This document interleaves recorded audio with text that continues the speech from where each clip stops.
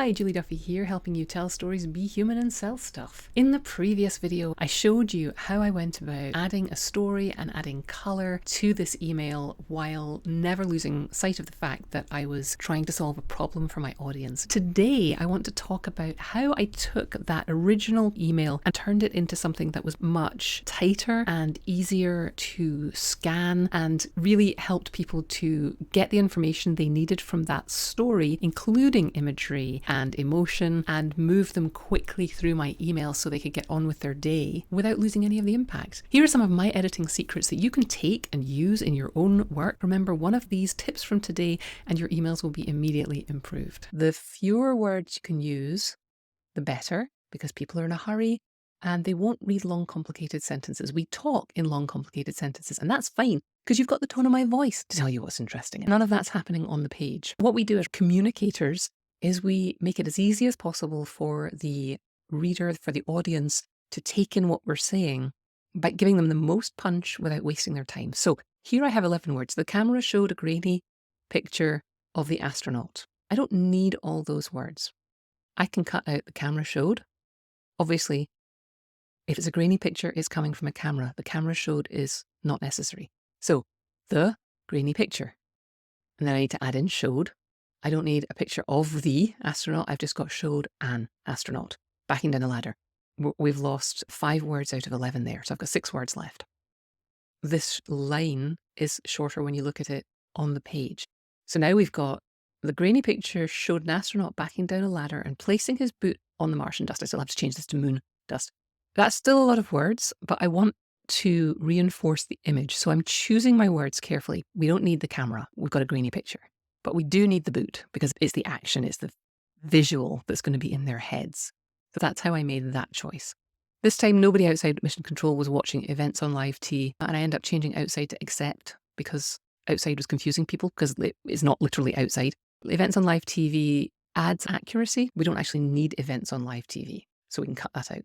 So nobody except Mission Control was watching. So always be looking for places where you can cut out words that don't need to be there. Down here, I wonder how Duke Mattingly, I love this line because it's got a lot of my personality in it, but it's not something that's easily scanned as you read. If I was saying this in a video, I would absolutely leave this in, but this is something people scan. I make the point that you can tell a story in 5 sentences. How many have I got here? I'm actually telling this story in 4 sentences, and then using the 5th sentence to start to pivot. Oh no, it's 5 sentences. How many sentences have I got here? 1, 2, 3. I could have done this as 1 sentence. 4, 5. 1, 2, 3, 4, 5. And the response from the public was overwhelming. This is for stylistic reasons, I could have done this in 1 sentence, but for stylistic reasons, I broke it up. And this one too. So you can see how short this is. It could have been 5 sentences. That's my... And then immediately, before they've even had to scroll, I'm pivoting to their needs. I want you to pay attention also to the timestamp here. I had written this email before, so this is just my time for tweaking and punching it up. And I was worried this was going to be depressing for you, but it turns out it only took me about 15 minutes to get this to a place where I was happy sending it. So there was a little bit of a gap between when I first wrote it and when I tweaked it, and I could see it more clearly. So I recommend writing ahead of time if you can and tweaking when you're closer to the date of sending it or publishing it. But it only took me about 15 minutes to work through this. So once it's in the email program, I give it another look through to see what I've missed.